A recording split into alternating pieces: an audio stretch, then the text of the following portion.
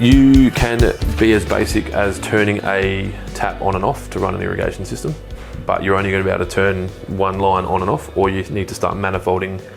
So you'd have a 4-way tap adapter or a 2-way tap adapter, or you might have multiple garden taps around the house and you go out and turn them on and off. Obviously, if you do that, you're at the mercy of the memory of the person that's turning the taps on and off.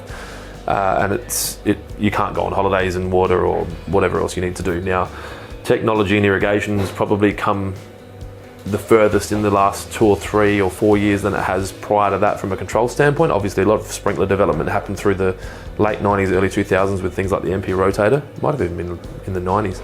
Is that just demand, or why is it why it's a big spike? I think that the technology, the cost of development versus the return to manufacturer wasn't high enough, and that, you know, you think about it, if you make a new iPhone, everyone buys it, but if you make a new controller, no one cares.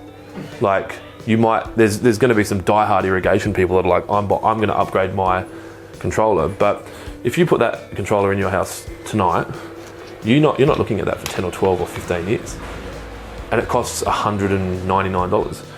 You buy this for $1,400, and in 6 months the battery's not charging, and do you know what I mean? So there's no return on investment for these guys.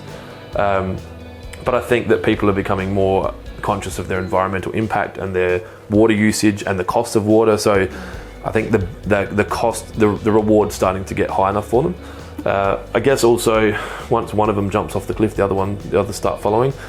b-hyve have made some strong ground with regards to Wi-Fi control. Hunter Hydro-wise have got some really strong technology around flow sensors and weather data. You know, there's more information available.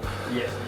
So then these guys are like, well, and they're not chasing, but they're like, okay, well, we'll have to have one, and then we have to have one, and then now they're all kind of fighting each other to have the best technology. So, you know, there's enough technology in the world now and knowledge on the internet for you to build your own controller at home without this. You know, you could go buy, I think it's a Raspberry Pi, is that the right? You know, yeah. Buy a Raspberry Pi, code your own thing, hook it up to a transformer, you don't need a controller. So I think they've had to acknowledge that if they're going to be stupid about it or expensive with it, people are just going to find other ways to do it. And the barrier to entry for new irrigation controllers isn't there anymore. You know, I could probably start my own controller brand, get it made in China through Alibaba, and compete with these guys. So I think they're forced to be more advanced.